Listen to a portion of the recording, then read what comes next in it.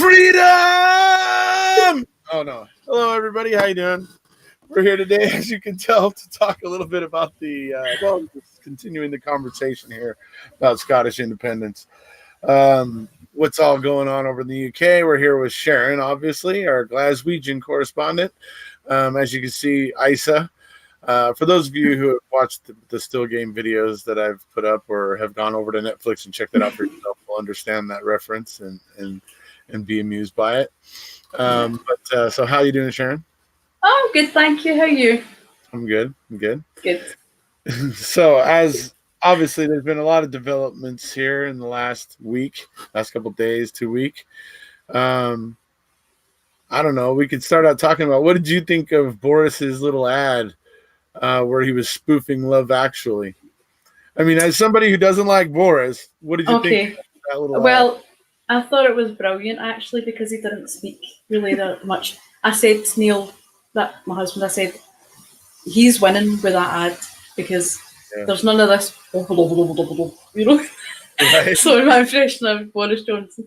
It's just, it's like, it's when he talks, the way that he was in the cards, and it was humorous, and he seemed approachable, and and plus also people have sort of connotation about that film, and they've got that sort of warm. I mean, I've never seen it, but it's like people that like that kind of thing have that sort of emotive. Eh? You've seen it?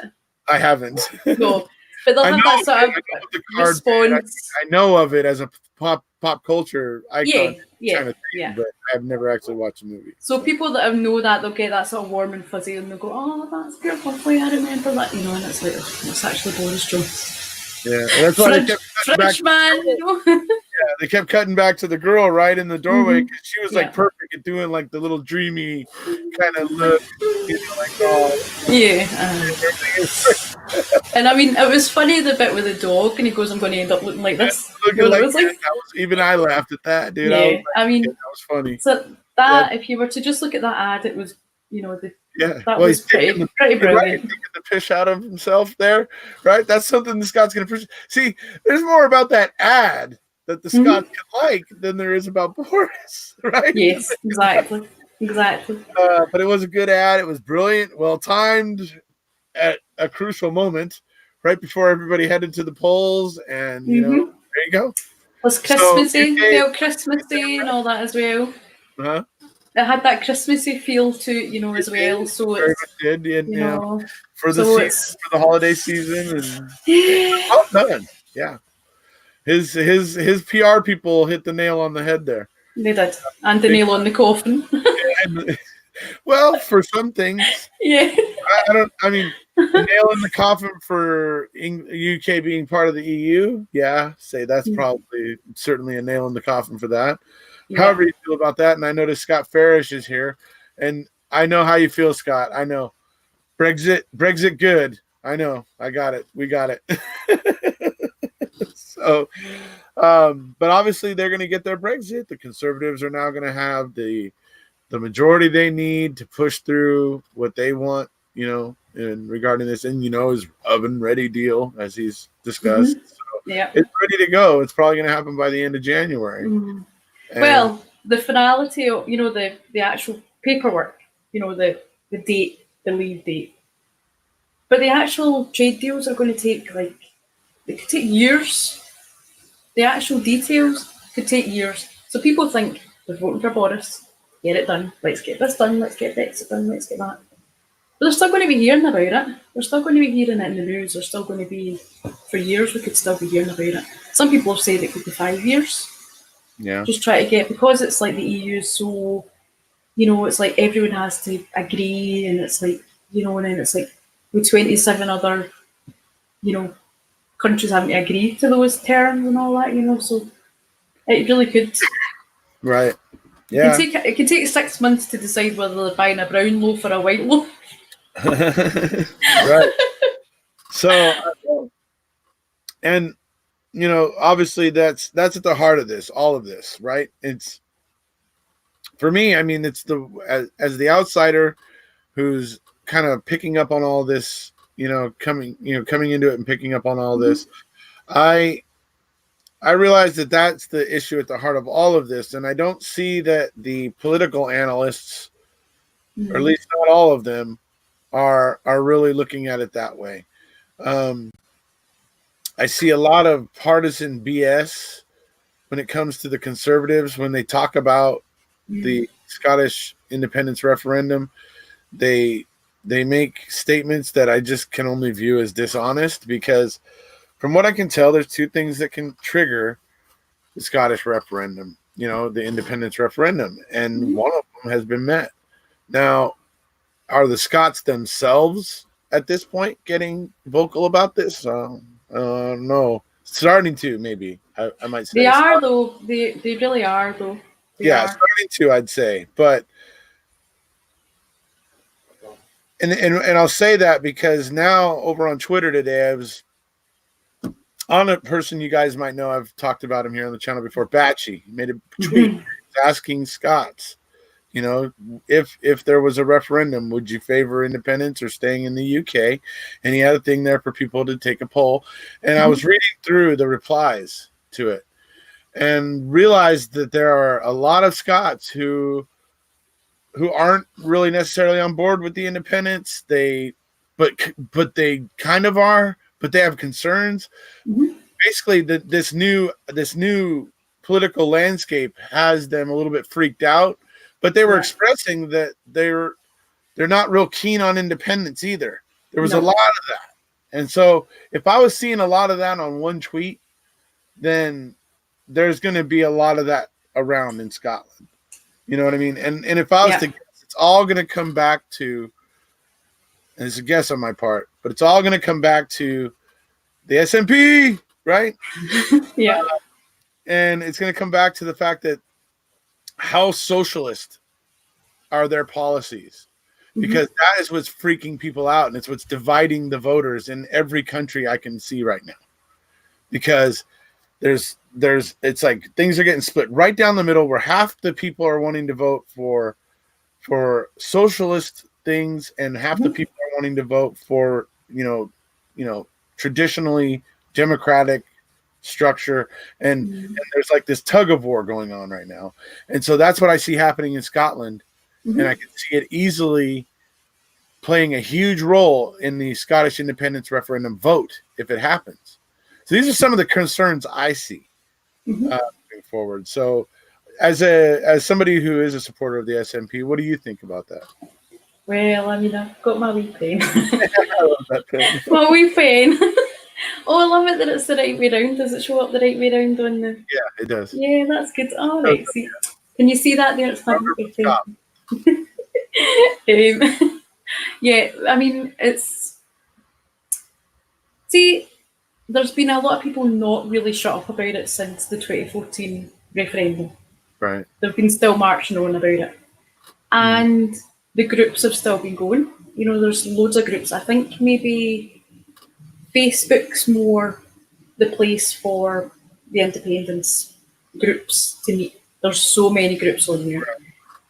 Because you can share things better and you can have a better communication. Some people don't like Twitter for the whole, conversations. It's not ideal sort of way that it's set up.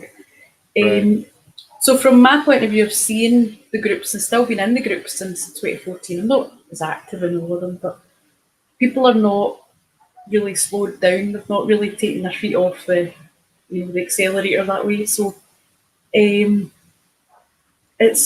don't know, there really is a big wave of people wanting it, but it's like you say,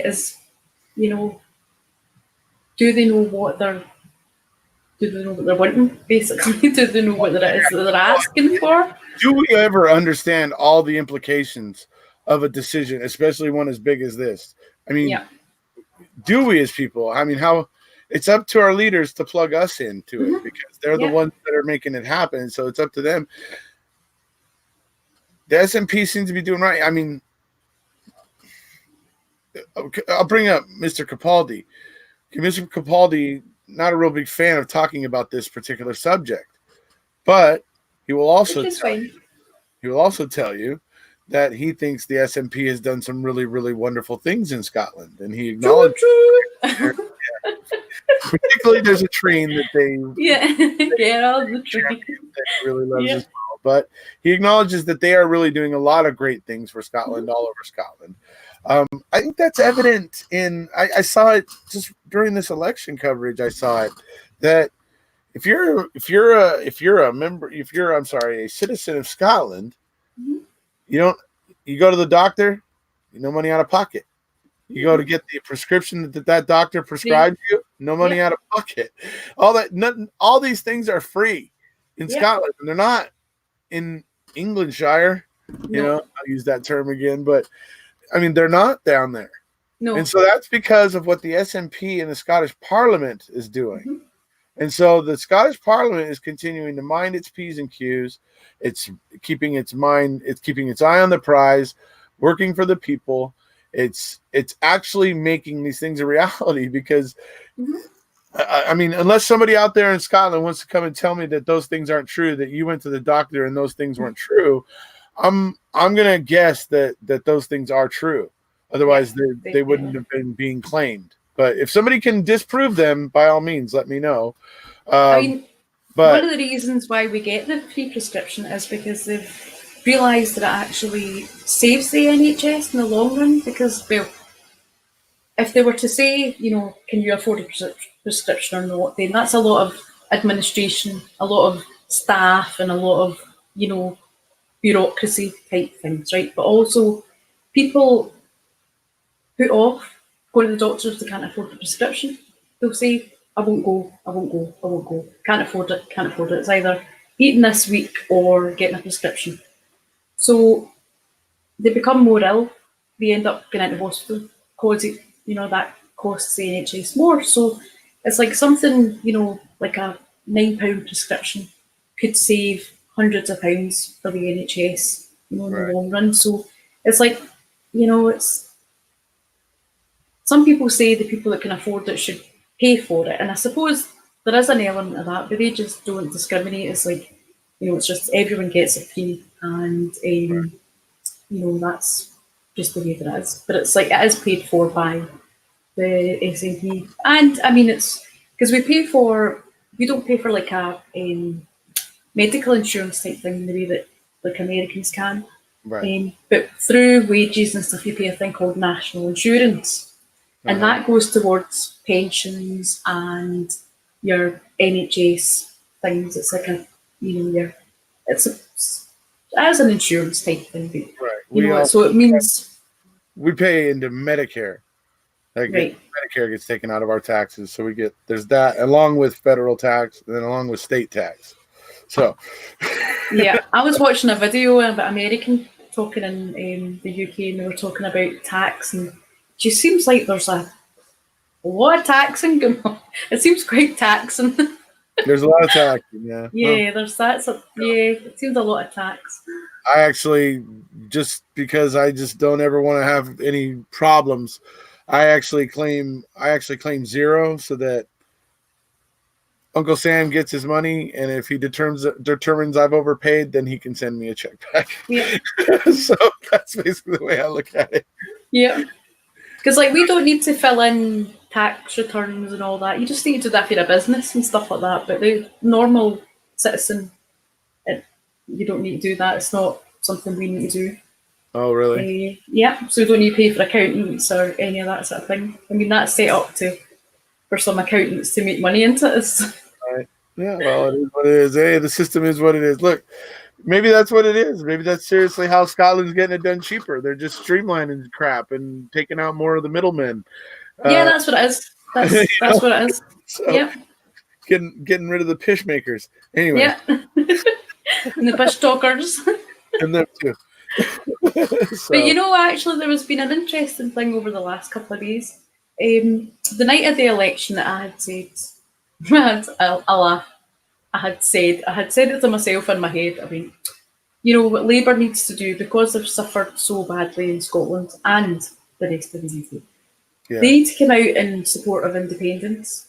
I said to myself, they need to come out and support independence. Then people will maybe be like, oh, right, well, actually, I prefer what their side of, the political spectrum is. I prefer what Labour are saying versus like the SNP, so that it's not just the people that hate SNP just saying I hate everything because they're just too good, and that's why we hate them. Yeah, I mean that would be cool, but I think they have watching. A couple of Labour people have come out and said that they would, strongly consider. Now they're not coming out saying, like yay, but like some significant people have came forward from Labour and said actually, right, because the concern that I've been seeing is, well, essentially the whole reason Labour lost this election so badly, and why people are really concerned about the damage done to the Labour Party by this election. Is the fact that they were their manifesto was so socialist. It had so much socialist policy, and it was just moving in a direction that a lot of people were put off by. I'm just going to say it that way. And the reason why I'm bringing that up is that obviously working with the SNP could be construed the same way at a time when they're looking to rebuild their image. So that's the one thing I would. But the independence movement was not any party. It was a separate thing. It was like there was the Yes campaign, which was not endorsed by the SNP. It was just a separate thing. It was the Yes campaign, and then there was the other side, which was Better Together, and that was not champions now. Yeah, so they were not endorsed by, but at the side of the Yes campaign, there was obviously the SNP were there, and all the supporters and stuff. But at the Better Together side, there was the Lib Dems, there was the Tories, and Conservatives and Labour. So the only people on the Yes side was the SNP. Right. So that's why I'm saying if there was maybe a more of a way for like the Scottish Labour Party to basically divide themselves from the Labour Party down south, because it's like that is it's like called the Scottish Labour Party. That would be even more terrible for the Labour Party, but yeah. Yeah, but I think they need to come out and be like, look, we made a mistake. Our leadership was rubbish. Because a lot of people would have voted Labour, but they were like, can I vote for Jeremy Corbyn? And it's like, in what world do you pick Boris Johnson over anybody? I mean, like I said, I would have picked Elmo. I think the UK has just, I think even the 48%ers at this point were just like, oh my God, this just won't end. And so they were all just like, you know what, let's just do what we got to do to make this end. And they may think that that this is going to end, but I think it's like you said, this is only the beginning of the end. Or the end of the beginning. You know what I mean? It's like, or the other way, whatever. It's going to be round and round and round. Just imagine if it's the end of the beginning, folks. We've just now gotten through all that 3 years of drama. How did we Scottish last put it? Before the third year got going, she was like, "Oh, I've been loving watching the Parliament." She's like, "There's been a lot of great character development." Season 1 and 2. 1 and 2. She's like, "I love the speaker. That guy's great." That's I'm so sad. All that drama for 3 years, and we're only at the end of the beginning. Because look, Boris is telling everybody, "Everyone ready, deal, everybody, whatever, dude." Well, okay, we'll see. You'll get your deal through and it'll get done and then see what else needs to be worked out, because you're going to have a lot of businessmen there in England who are not going to want to pay the outrageous tariffs to be able to sell their stuff alongside everybody in the European market. So, which don't need to pay anything. So, yeah, that's going to be, so that's going to all have to get negotiated. And the longer it takes to negotiate those things, the more your countrymen are going to suffer. Yeah. So, hope your banks don't start failing in the midst of this, because that would be just catastrophic tragedy if that were to start happening. So anyways, little bit of beware of Erekose, but anyway. Well, see, you were saying about in your video the other day about it would have been good if they could left that a wee bit longer before they went for the independence referendum. Yeah. But next year, is it next year or the year after? It might be next year or the year after. I can't remember. I think it's next year. There's the no, forgive me. It's 2021. I think it is the Scottish Parliament elections, right? So we want the referendum about 2020 because we've already got the mandate by the people, because they put it to them and said, look, do you want us to go forward with this? Vote for us if you want us to go forward with this for the Scottish Parliament. That's why they say we've got the mandate already.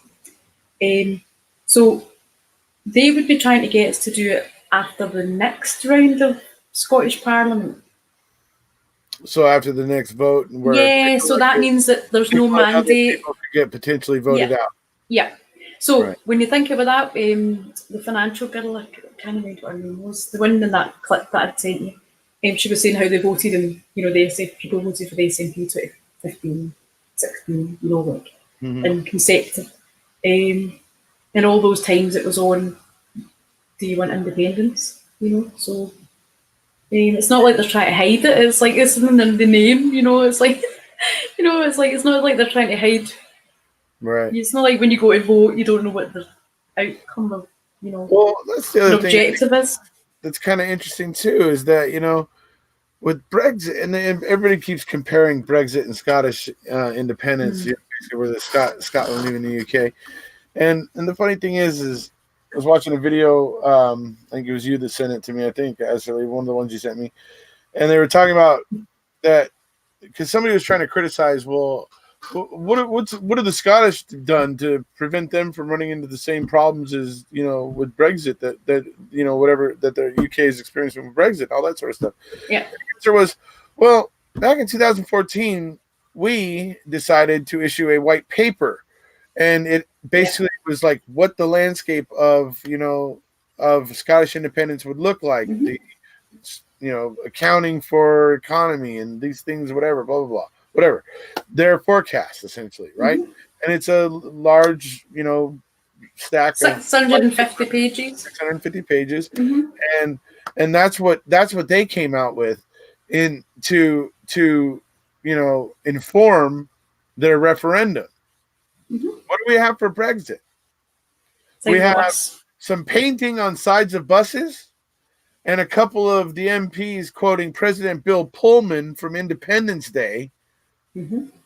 And suddenly getting a 52 to 48% victory for Brexit. Yeah. To happen. So that's one fundamental difference between the two, just right on the face, right at the beginning of both said things. So both said issues or events. So there's that. I mean, the Scots have been coming at this, and the SNP and everybody have been coming at this from a very informed standpoint in terms of Scottish independence. They've, like I said, like Sharon said, 640-page white paper to outline what it was going to look like, and we'd have nothing like that in terms of Brexit. So I leave it to people to make their own, decision of how bright do you think that decision was? Maybe shouldn't have pushed for the Brexit referendum. Maybe should have done a little more research on it first, possibly. Yes. But it is what it is. We are where we are, and it's happening. So that's creating problems within the UK because not everybody in the UK wanted Brexit. Not everybody wanted to leave the UK. That was being ignored for the last 3 years. And Parliament was gridlocked. And instead of seeing that as a sign from the people, Boris Johnson decided he was going to plow forward even harder, even more stubbornly, and it worked out for him, and that's fine. I mean, and people are tired of Brexit. Get it? If they're tired of it all. 43% of the vote. They can't deal with the NHS. They can't deal with the homeless. They can't deal with that. Nothing's getting dealt with because they can't get past Brexit. So I get it. Everybody's frustrated, and this was a frustration vote, and that's what it really is. It's not really a we like Boris vote. It's we're frustrated, and gosh darn it, get this stupid. We don't want to hear about this anymore. But you're going to still be hearing. Yeah. But the sad thing is that a lot of the working class, the people that would have worked in the coal mines and steel workers and all that sort of thing, then like in the 80s and stuff like that, a lot of the people were saying my dad would be burling in his grave if he knew I voted Conservative. People of that background, they were saying, they really, it was on the news quite a lot. People were just saying, my dad would never speak to me if he knew that I voted Conservative. That's what they were saying.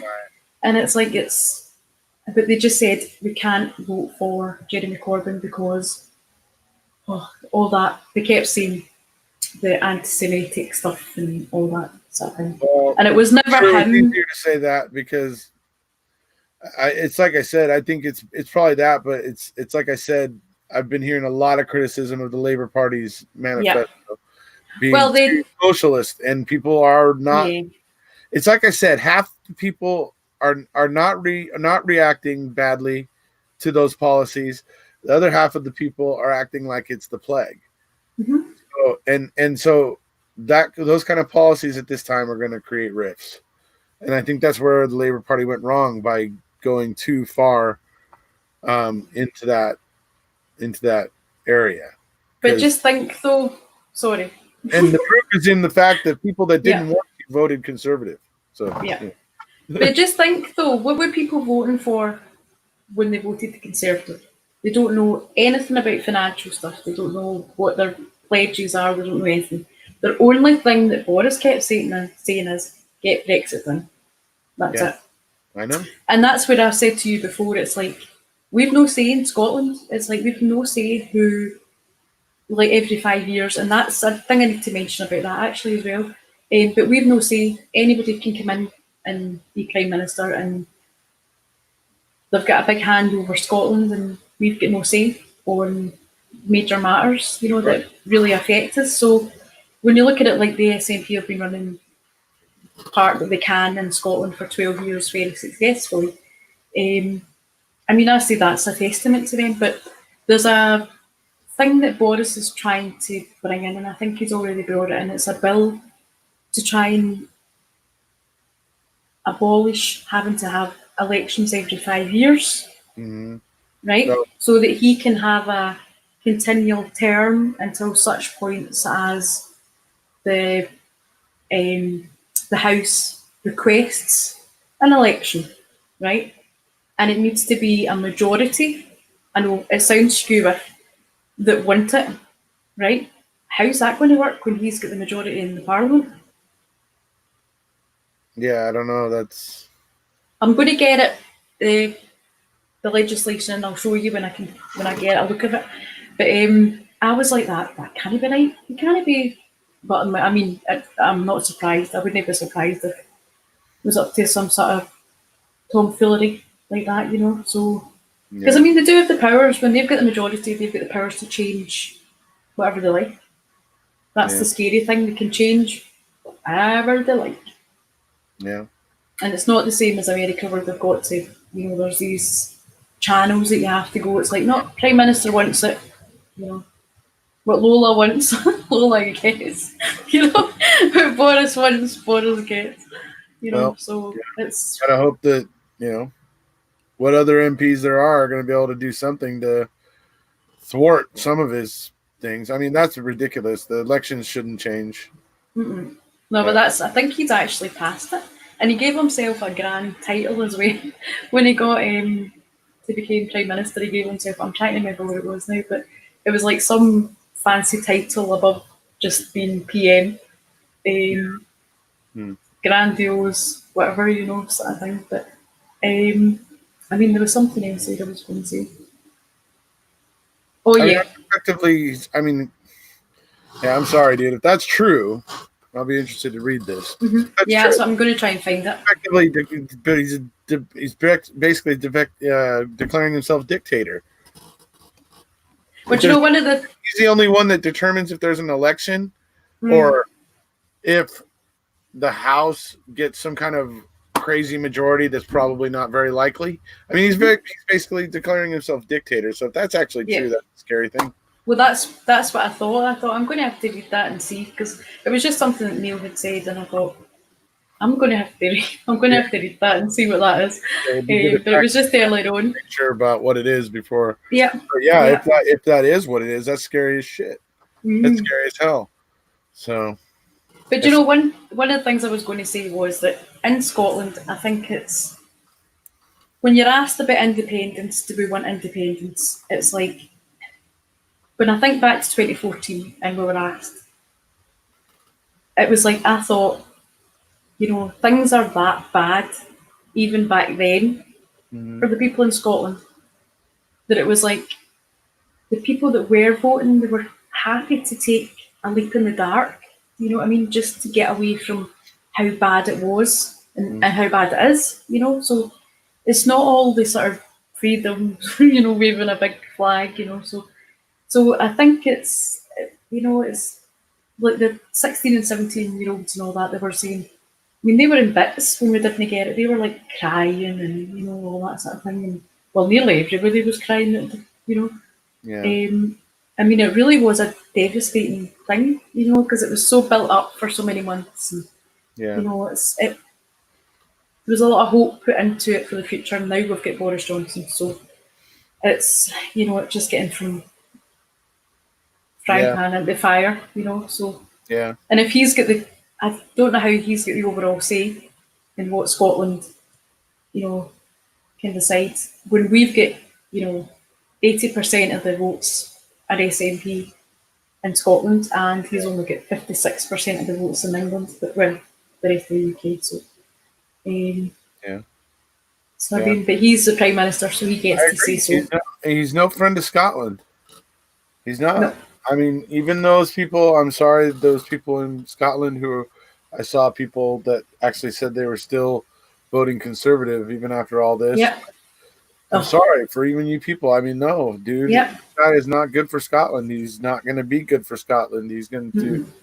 I feel that the disruption he is to the Scots, because I don't think the Scots are on the same wavelength as him.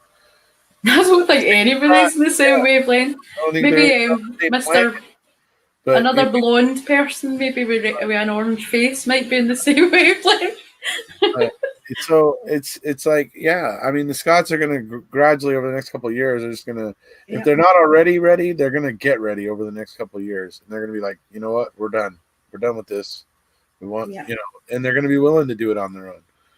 But that's a big responsibility to take on, because if you're going to basically tell everybody else, you know, like, you know, you better make sure you don't like immediately turn around and stumble over a tree stump, you know, so you know, you want to make sure you're going to be able to do. So it's like, you know, it's, I don't know. That's all the concerns I have about this. It's like, yeah, on the surface, it sounds great. I mean, the idea of Scottish independence sounds great. I mean, with the reputation that the Scots have around the world and everything, getting independence would only, you know, reinforce that and all that sort of stuff. So I think it's great in that sense, but that's a very frivolous reason, you know, to want independence for Scotland. It's got to be the right thing. I mean, superficial reasons. It's not.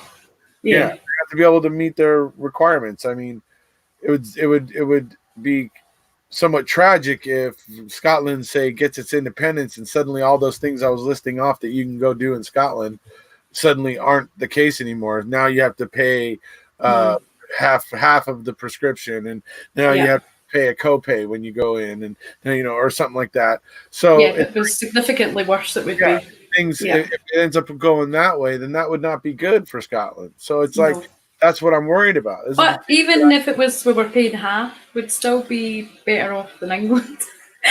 True. Do you know what I mean? I'm just saying I wouldn't want to see things slipping the wrong way.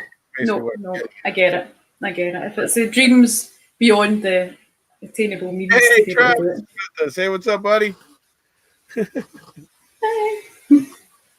Oh, he says you look wonderful tonight. Oh, thank you. So at this time I am a bit. Thank you. It's good lighting. Oh, it's buffering. Thank you, Travis. You must have bad internet signal, Trav.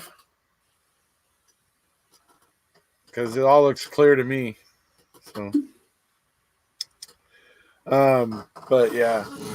So I mean, yeah, I think that's the issues there. I mean, the thing that I thought was interesting is that obviously Northern Ireland also voted primarily to stay in the EU.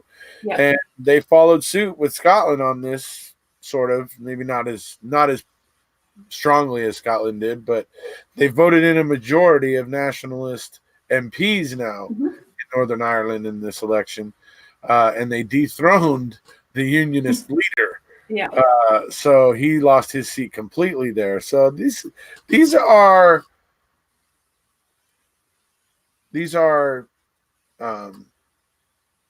basically, these are, people letting their will be known. These are signposts that are being erected, saying, like, look, okay, here it is. This is the line in the sand. We're taking this seriously at this point. Yeah.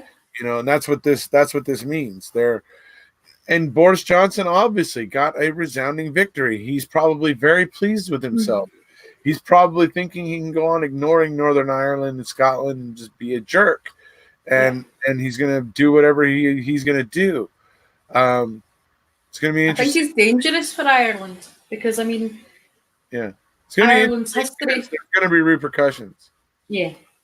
But Ireland, I think, wants to try and be one Ireland again and not be, the northern part of the UK, so in that way, because Southern Ireland are in the EU, Northern Ireland are in the EU at the moment, but obviously when they get taken out, they're talking about borders, and nobody wants that in Ireland. A big border going across, and plus it's, politically not the best thing for the people. Travis says he has 4 or 5 important questions. Be specific. Go on, you go. I've got a hair tickling my nose. It's tickling me. You know where spiders web come from? At least we're waiting on the first one. But I think you have to. I'm going to ask about the reindeer. Anyway.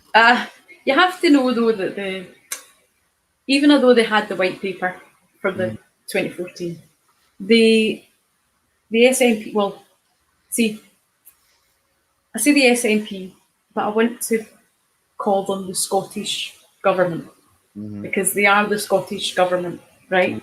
It just happens that the majority party in the Scottish government is the SNP, right? Right. So they're the ones that's running it, but it's the Scottish Parliament. So they have started as the Financial Growth Commission, where they've got like the best people together, and they're looking at how the finances work, how they could move forward. So this is like a big thing they're compiling for the future, basically. Like how things are going to work. So it's how things are working just now. How they can get the best out of the money they've got, and how they can move forward. And it's like the best financial people and the best, like all the economists and all that stuff. And they've got the best people in there. And there was no reason they didn't need to do that. They didn't need to set up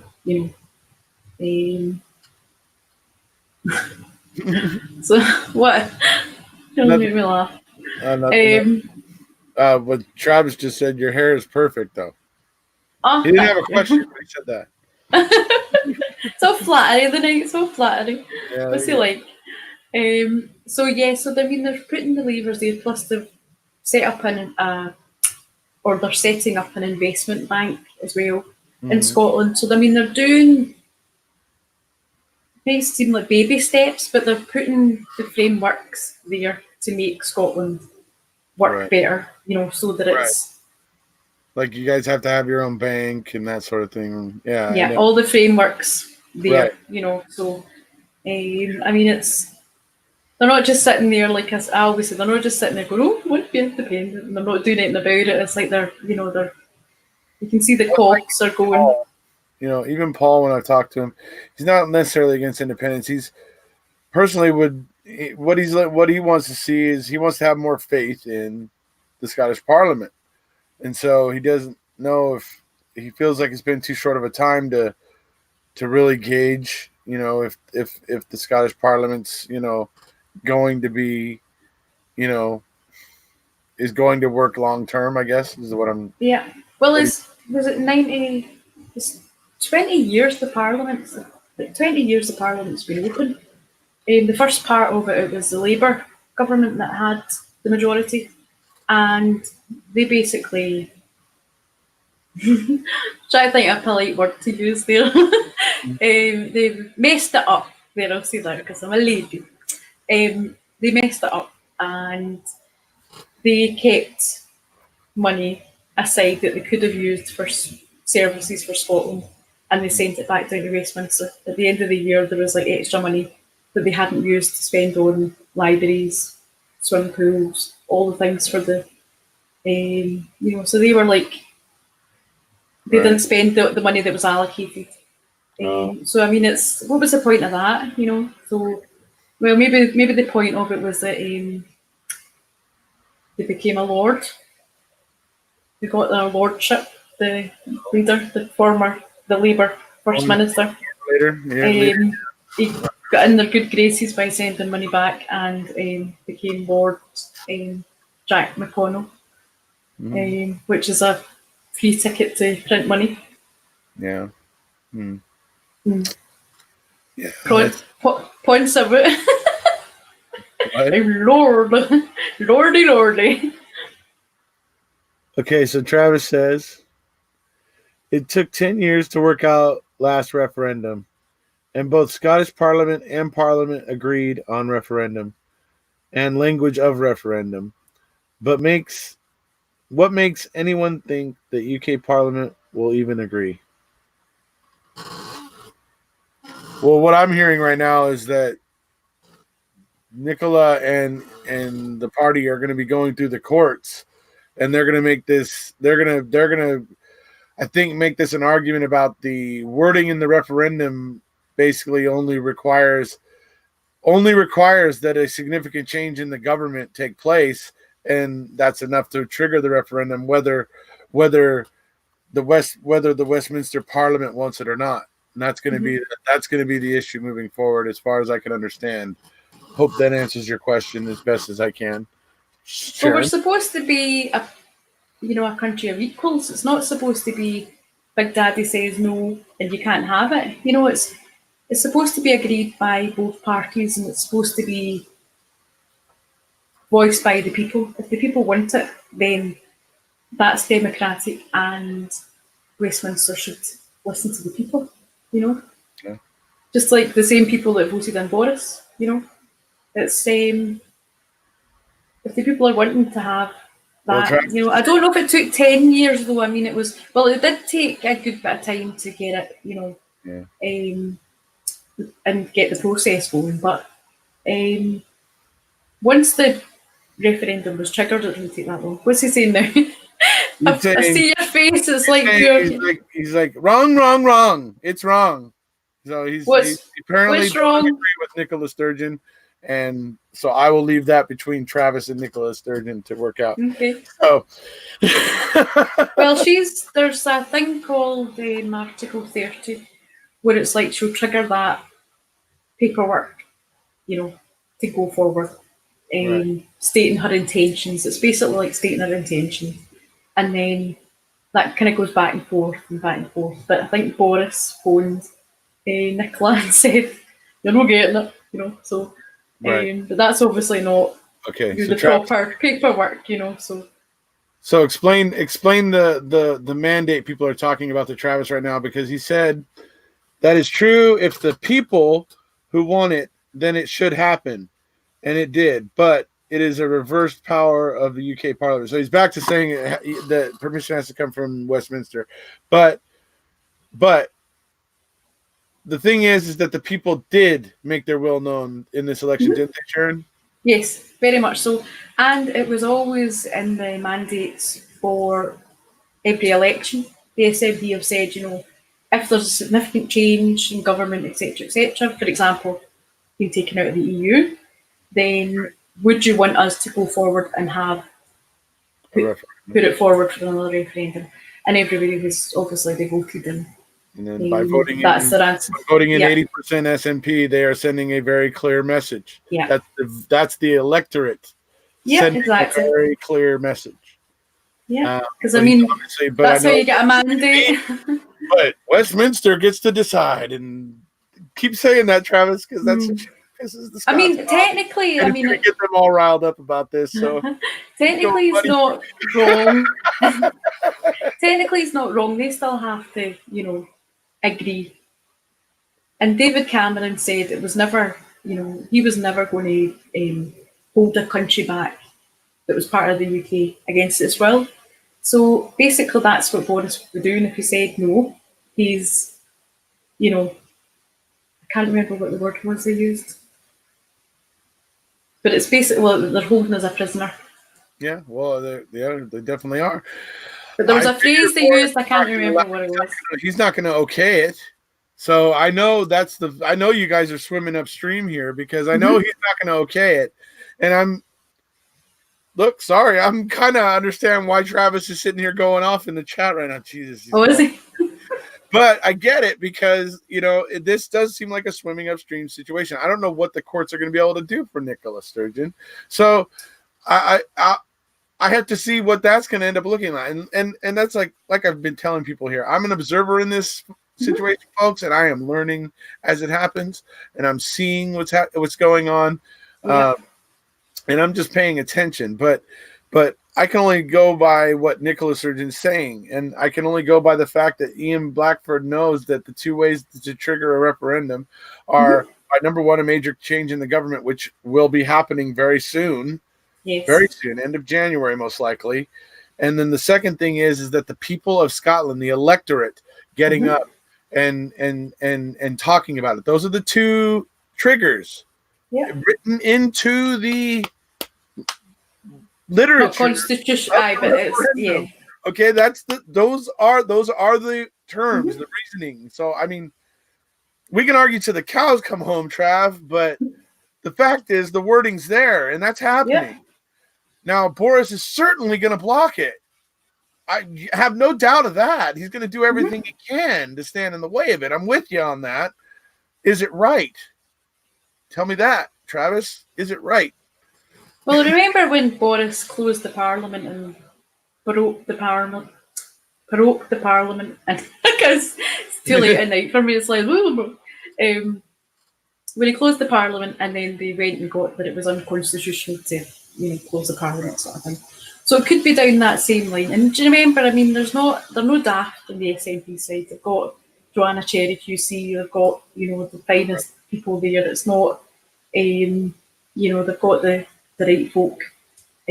So I don't know whether it's that they'll go to the Scottish government, the Scottish courts again. You remember, like the way they went to Scottish courts and they all sided. So I mean, they could say that it's like undemocratic for them to not agree to at least let the people of Scotland have their say. So I mean, I know Boris can just say no, but there's no way people are just going to accept that. There's just no way. There's no way. There's just no way. People that are on the fence at the minute they tell us down there you're not getting it, that's just going to just go crazy. I see Boris as a huge wedge between splitting the UK, and obviously it may not happen overnight.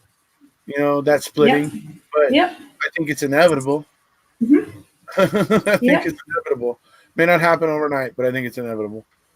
And I think the people are making their will known. I think Northern Ireland is beginning to make its will known. So, I mean, Boris is just... I mean, he's been fired from loads of jobs for lying and stuff like that when he was like a... What was it now? He was like a Piers Morgan. He was like a reporter type thing and writing big, crazy... Yeah, like a shock jock, right? Yeah, but not on TV, for the papers and stuff like that. Because, I mean, do you have, like, newspapers over in America? Do you, I know you've obviously got newspapers, but do you have, like, the tabloid thing? I know there's, like, the National Enquirer, and there's... Is it Tatler? No. Well, there's I don't know. I can't remember, but Enquirer, there's another one I can't remember the name of now, but anyway. Over here, it's rife. It's like the papers are terrible. They really are. It's like you wouldn't believe it. It's honestly, it's what the papers say. A lot of the public believe what the telly says. Use the telly. What the people in the telly say, people believe. Right. So I mean, it's It's crazy. But there are some people that are not sure either way. And if you think about it, there's people that were. I mean, it's 5 years ago since the independence referendum, Mm-hmm. and in Scottish elections, 16 and 17-year-olds are allowed to vote. So when you think about that now, how many more 16 and 17-year-olds there are since, in the last 5 years? Obviously, people have grown up. So, and there'll be people, I mean, I've always seen, it's, if it is the will of the people, then they will vote. But I always worry, like you worry, about it being too soon, and it needs to be right, and we can't mess it up. And, Right. the percentage needs to show. And I just don't think people are going to believe promises that come up this time. But I mean, there will be still people that believe Oh, they're going to promises. start. Oh, yeah. It's only going to take a few things for Boris to do for the Scots to go, yep, he's. But they can't threaten the EU this time. They can't threaten that because we're already out the EU. That was one of the things they said. You'll not be in the EU. You'll be out the EU, and you just don't want that in Scotland. So vote no. So, Yeah. Well, like I said, once his policies start coming out and the people of Scotland realize that they are, going to get trampled underfoot, then they'll start having a different opinion, and they'll start, the conversation for independence will take root and start to grow. And yes, Travis, Boris may block it for some time until the SNP in Scotland figure out a way to make it happen. So. He's wanting his one nation conservatism, his conservative government. He wants it to be all united. But see, the most terrifying thing, he has the power to close the Scottish Parliament. That's what I was going to say. You say maybe wait a while. Boris has the power to close the Scottish Parliament, and we'd have no say-so over it. And the Welsh, and if he did that would only strengthen Scotland's case. So, I mean. Yes, but we wouldn't have the framework and all the, the bank set up and all the stuff that we're doing. We're running the government. I say we, as if I'm doing it, but I mean them, for running Scotland. It would all be centralised back down in Westminster, and it would be, something tells not me good. Something tells me the SNP wouldn't just go home. I don't think anybody would go home, but I mean, I think there's one thing about the Scots. If you say no to them, they don't take that well. If you're being condescending about it, it's like, well, you probably get the measure of that with the. Travis is asking about. Doesn't anyone mention there is a check, as in checks and balances on Parliament? I guess that's I guess an afterthought to him saying everyone talks about the Prime Minister wins again. He has enough seats to do what he wants, run anything through, etc. Why? And then he says, doesn't anyone mention that there is a checks, as in checks and balances on Parliament? So what is there to check Boris's power in Parliament? Do you mean who's there overlooking to see that he's running it properly? Or do you mean financially? Is there a committee that determines constitutionality or things? Not the way America's got. Not the way America's got. There are, I'm trying to remember now what that's called, but it's not the same because it's like there's not an individual, there's not an impartial body there. It's people that are set up by the Conservative government to do their auditing, I suppose. So it's not really impartial, if you know what I mean. There's no one holding them accountable for anything. It's not, He's saying the House of Lords. Yes, but no. Certain things have to be passed by the House of Lords, but they don't really have very much say-so in the sort of day-to-day running of what happens in Westminster. It's pretty separate. It's just sort of bigger things that get decided in the House of Lords. But they're certainly not sitting there going, what's Boris doing this week? To say. And who appoints the House of Lords? Well, the House of Lords are not mainly, previous Prime Ministers. And the people, it's not that nobody votes for the House of Lords. It's not, you're not voted, you're appointed it. They've basically gifted it. Right. It's not like anyone says they're not fit to be a lord. It's just, you know, they get in. They get in. They're made by the prime minister. Yeah. Well, they. Or the queen. The queen, yeah, the queen that will make them the lord. But it's like the people that were on the Better Together side of the No campaign, lords, right away, lords. It's like, you know, for example, you'll know what I mean if I just say quickly, like Manitowoc, you get your awards, you know. Nina, you get your awards. Right. You don't get independence for Scotland, you get a lord, you know. Right. So it's the same thing. Okay. So it's like who you know. A woman actually that lived. She grew up quite near where I'm from. Well, not from where I stay now. And she had a big bra company. She's quite well known. It's like a sort of Victoria's Secret's Wonder Bra type thing, but it's a different name. And her name's Michelle Moan, or Michelle Mooney, as I like to call her. She's quite moany, right? She was very vocal during the independence referendum the last time, and she was made a lady. Oh, really? Yeah. Cool. So it's like if you go against, you know, if you stick up for the Queen and country, you get rewarded, you know. Okay. So it's quite crazy. Right And I'll be controversial, but you know, it seems to be. I don't know I know this isn't exactly independence referendum conversation, but the amount of people that were made sirs that later a lot of scandal, let's say, or just, you know, say scandal.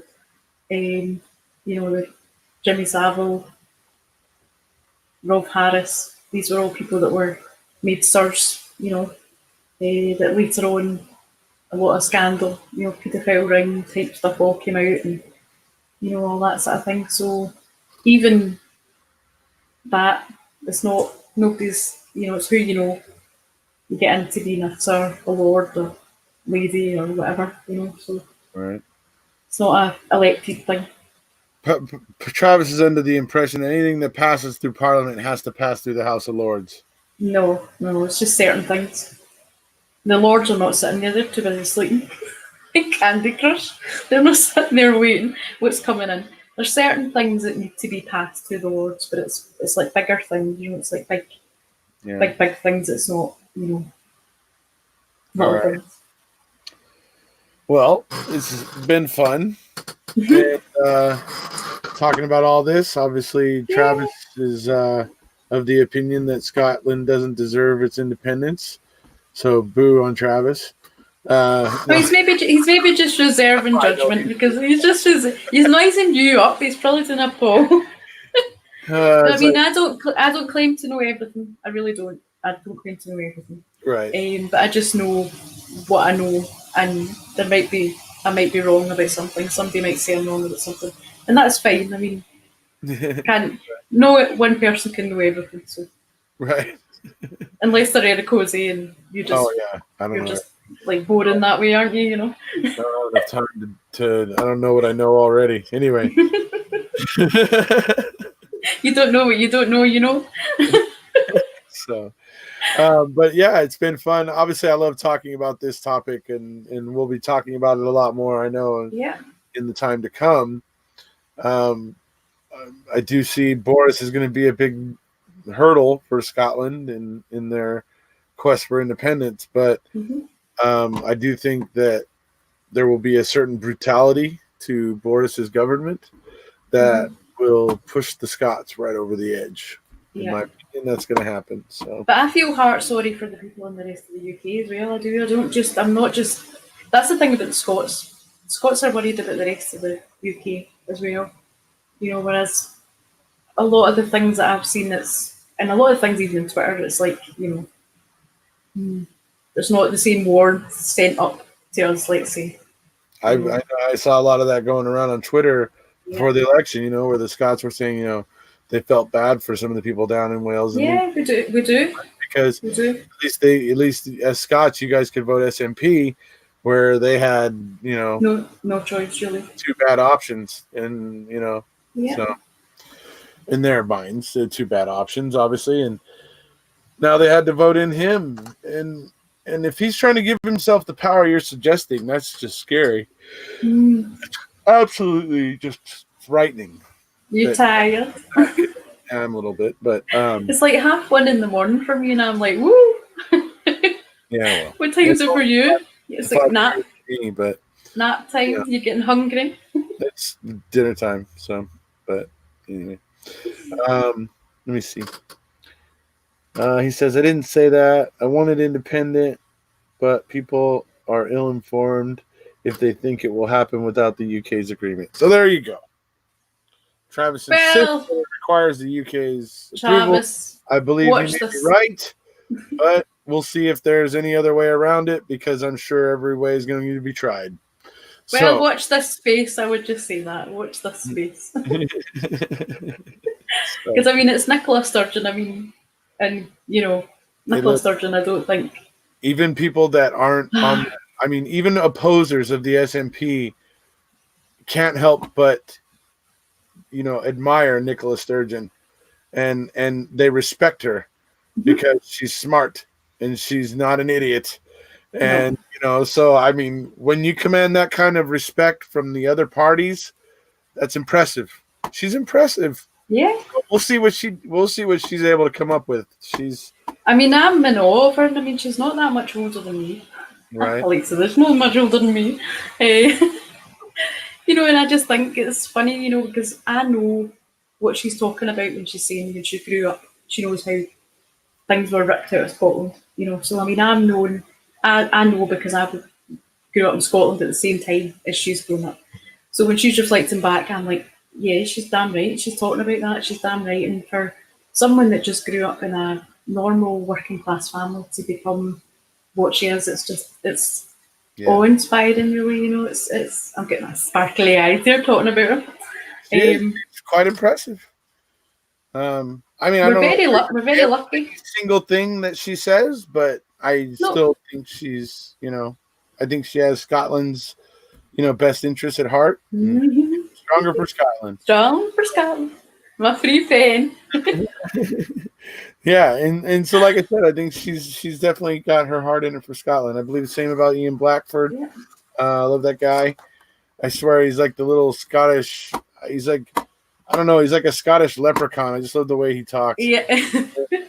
He's almost like sort of out of time though. He seems like someone that should have been given like political speeches during the war or something like that. You know, like a sort of like standing up like Winston Churchill or something like that. You know, he seems like sort of, you know. But I think it's obviously where he's from. You know, and it's you know. But I mean, he's smart. He's sharp as a tack as well, and you know, it's like. But to get 48 SNP in there, that's great. But can you imagine how great it felt when we actually got 56 that time? Think of that, we got 56 out of 58, right? Yeah, 59 now out of 59. So I mean, that was amazing. Yeah, it really was. But I mean, obviously the Scots are letting the fact that they're not happy with what's going on in the UK right now, and they're making that known by doing what they did. So that's writing on the wall. If Boris Johnson's going to go the corrupt way of voting himself more power and using his majority, because he doesn't think that Margaret Thatcher is hated enough that he needs to somehow rival that, then you go, boy. You go. So if you're smart, Boris, you're going to screw your head on straight, get your Brexit done, and then tread lightly. You know, try to reunite the people, because seriously, it's falling apart. That's what Brexit has done. It has ripped the UK apart. You may be holding it together with duct tape and super glue at the moment. Cardboard. That's all it is. It's super glue, duct tape, and wishful thinking at this point, holding it together.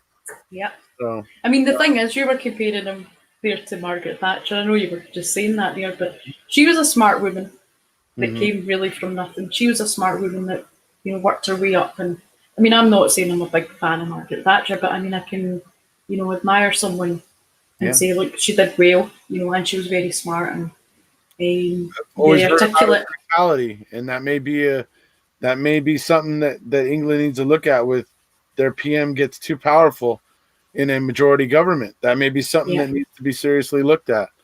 Because I've only ever heard about how brutal she was, and she was able to do it with her conservative government. Yeah. I don't remember hearing about what a humanitarian she is or was or anything. No. Well, I mean, did you see her a lot when she came over to like Ronald Reagan? Because they were like, because I mean that was a way back, like years and years ago. I mean, I always remember seeing them together in the news quite a lot. It was as if they were like pally wally. But I mean, yeah, she was quite a force to be reckoned with. And she had, no love for Scotland either. Oh, there you go. I mean, so I don't know. That may be something that England needs to look at. Obviously, I guess majority governments aren't. How common is it that the UK gets a majority government? Is it usually made up of minority governments? Well, I'd need to double check back, and I can look back as well, but I don't think in the last 20 years. I don't think. So it's not something that's common. Thatcher was like the last majority government, right?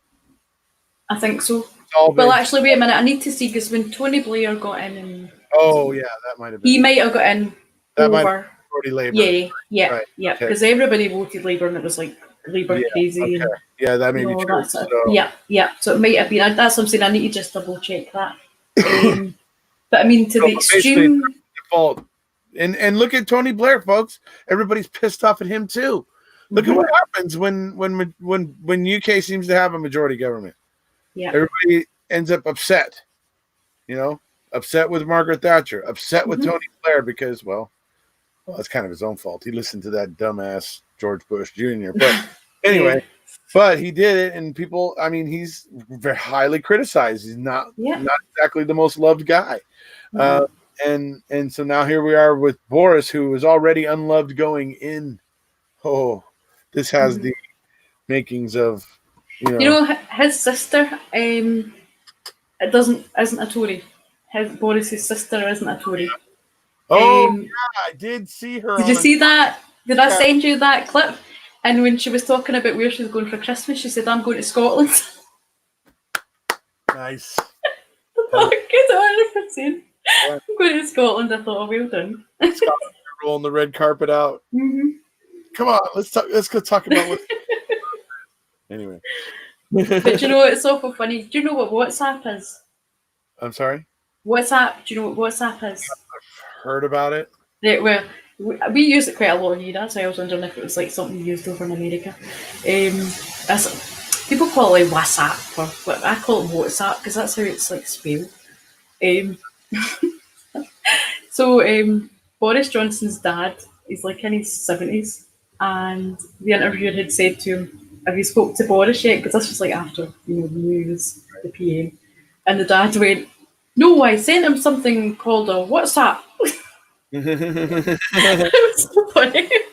I was in stitches, but then he made some racist comments, the dad did, on TV, and well, the apple doesn't fall too far from the cart, right? Because I always get really annoyed about that, the fact they made such a big thing about the anti-Semitism with Jeremy Corbyn, but but Boris Johnson was calling Muslim women letterboxes.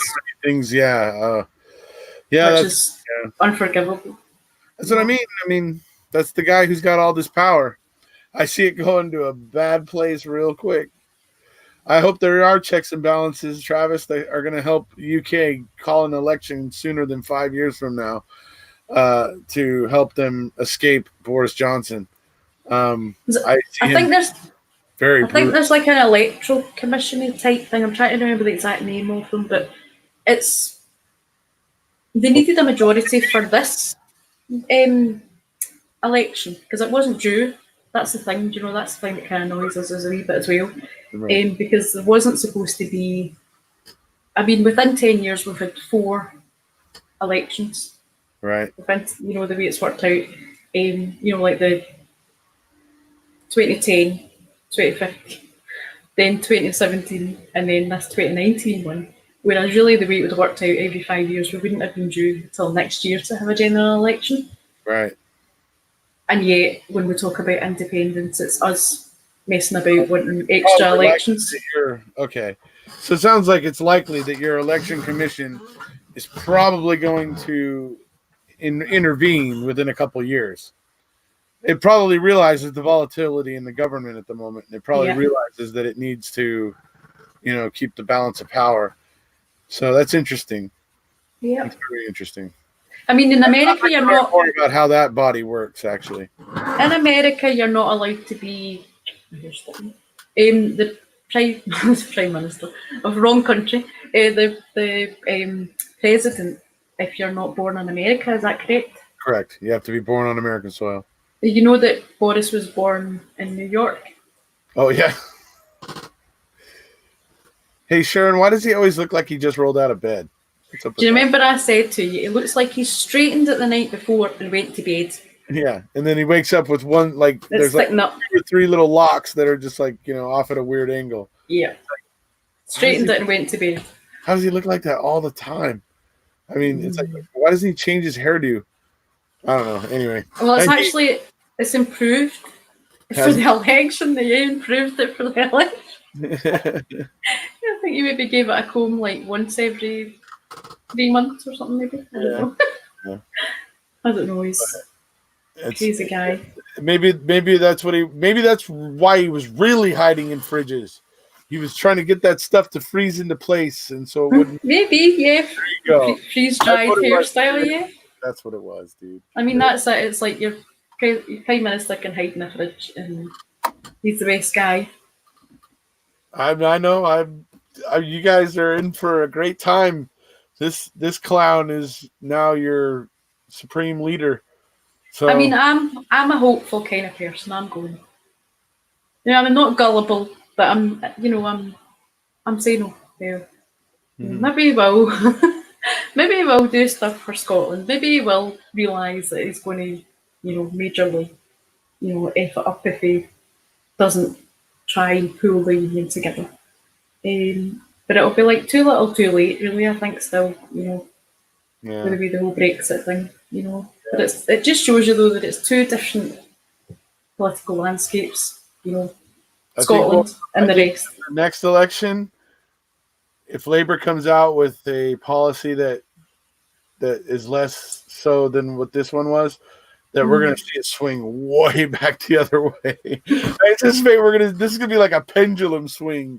But elections. The reason I think they did so poorly as well was because they were saying we would want to take, we want to see whether people wanted Brexit or not. We would be neutral, but we might, the fact that people thought it was going to keep going on, if Labour get in, and poor the Lib Dems, they didn't do too great, but they've been declining terribly since they get in bed with the Conservatives in 2010 for the coalition. No one's really forgiven them, so because I think they used to have like 70, 80, MPs sort of thing, so, but the thing that's been banding about is as well that, it's Scotland's fault that Boris is in, right? Because if we'd all voted Labour, Boris wouldn't be in, right?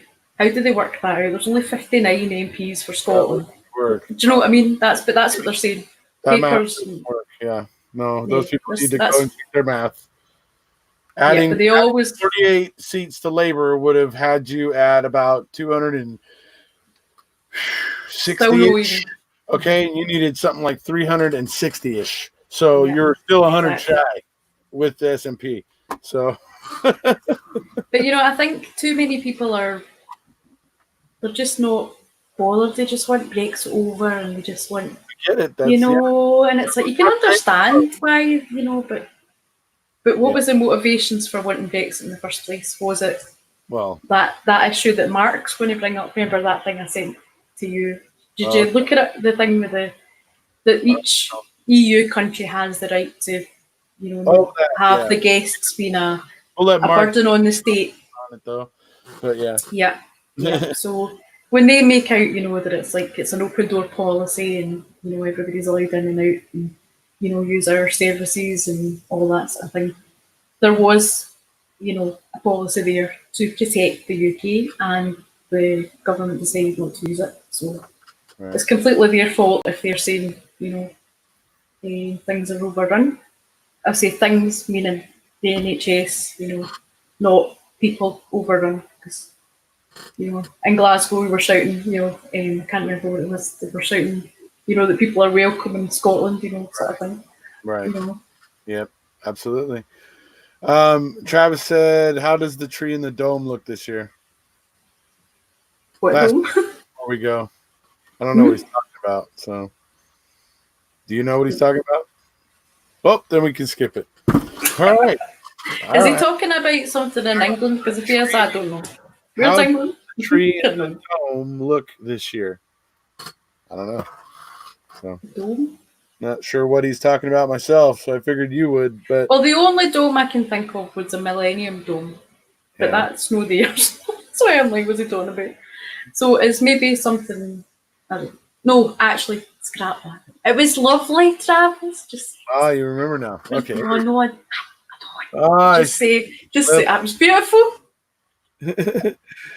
Absolutely. It was beautiful. It was beautiful. A spectacle to be remembered. So. All right. Well, it's been fun. Obviously, we'll be back to talk about this stuff.